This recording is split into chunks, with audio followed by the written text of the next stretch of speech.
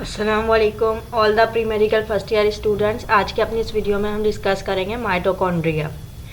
Mitochondria is commonly called power house of the cell. अपनी last video में discuss किया था ग्लाइकोसोम, जो कि एक छोटा सा टॉपिक था।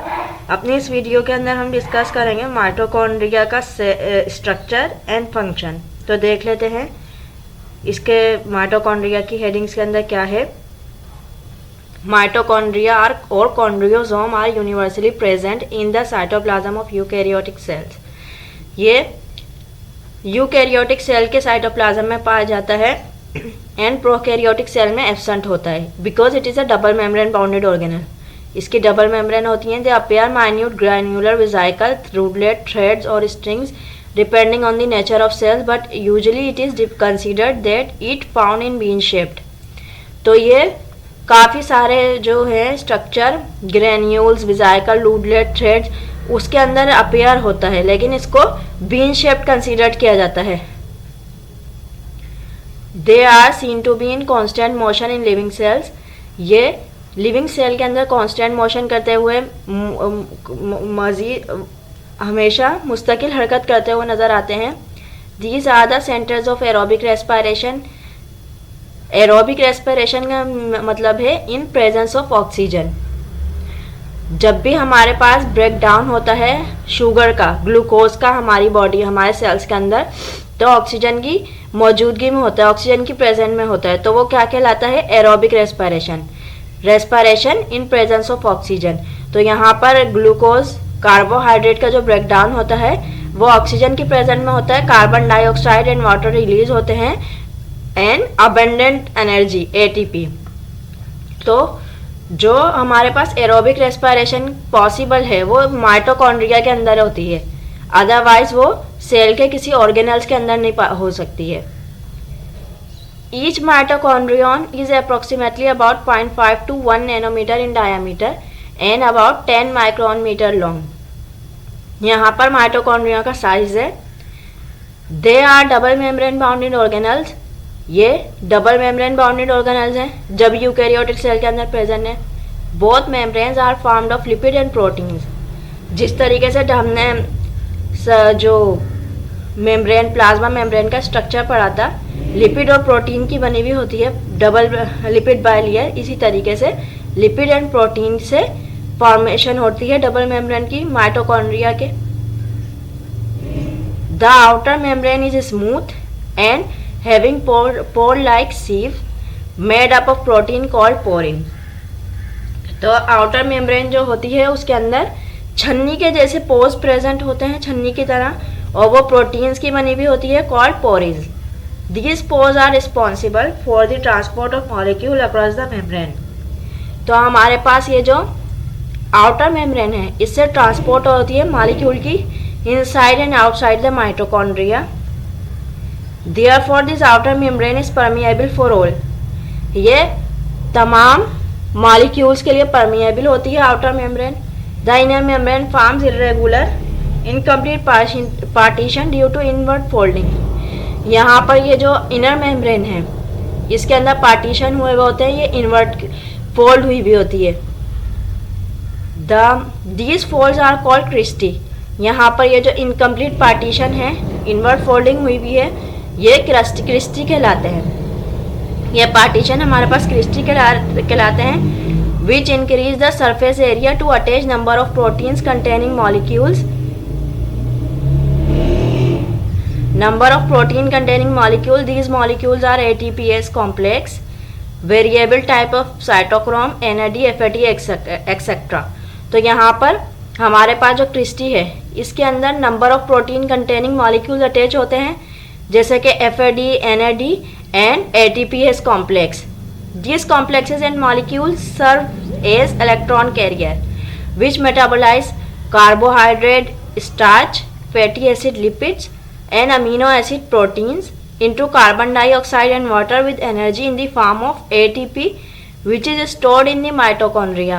जैसे हमने पहले ही डिस्कस किया है एरोबिक रेस्पिरेशन में किस तरीके से कार्बोहाइड्रेट जो है मेटाबोलाइज हो रहा है माइटोकॉन्ड्रिया के अंदर कार्बन डाइऑक्साइड वाटर में, और अबेंडेंट एनर्जी रिलीज हो रही है।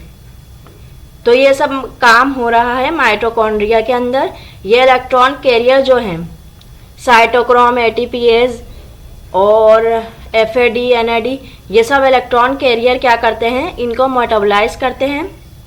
हमारे पास जो कॉम्प्लेक्स कंपाउंड होते हैं, मतलब कार्बोहाइड्रेट, लिपिड, फैटी एसिड, इन सबको डिकम्पोज करते हैं into carbon dioxide and water, and energy in the form of ATP stored हो जाती है माइटोकॉन्ड्रिया के अंदर।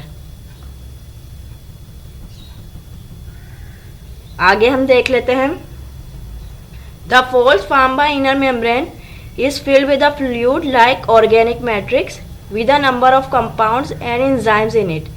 Due to production of high amount of energy for all cell organs and their activities, mitochondria is known as powerhouse of the cell, where energy is stored and released wherever required by an organism.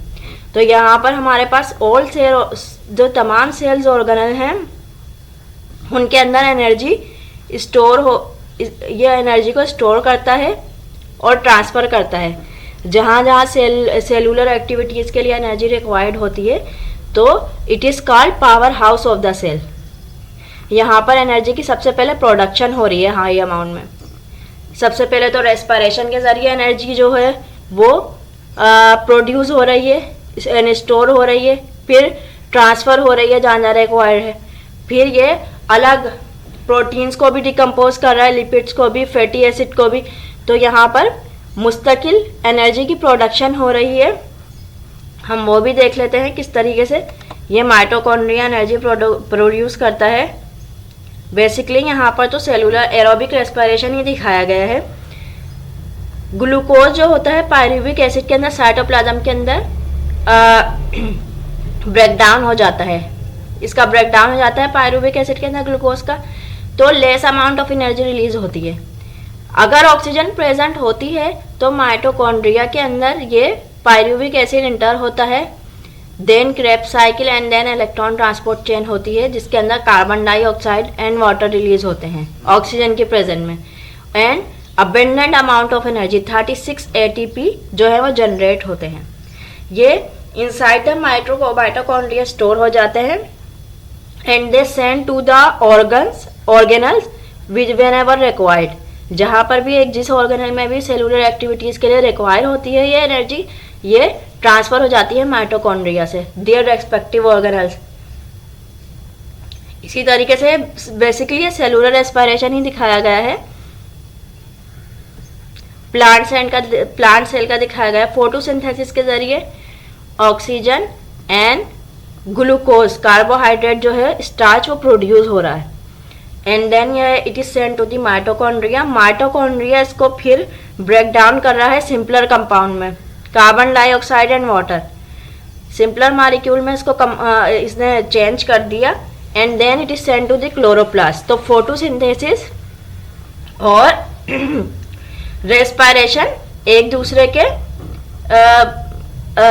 दूसरे को जो है वो reactant provide कर रहे हैं and product भी recycle कर रहे हैं। ये रिसाइकिल कर रहे हैं अपने अंदर कंपाउंड्स को। ये प्लांट सेल के अंदर हो रहा है, और एनिमल सेल भी जो है वो फोटोसिंथेसिस को प्रोवाइड करते हैं कार्बन डाइऑक्साइड एंड वाटर। यहाँ प्लांट्स के ज़रिए ऑक्सीजन जो है वो रिसाइकिल हो जाती है, एंड समटाइम्स कार्बोहाइड्रेट। तो ये जो है एक प्रोसेस है माइटोकॉन्ड्रिया का। It is the energy converting organelle.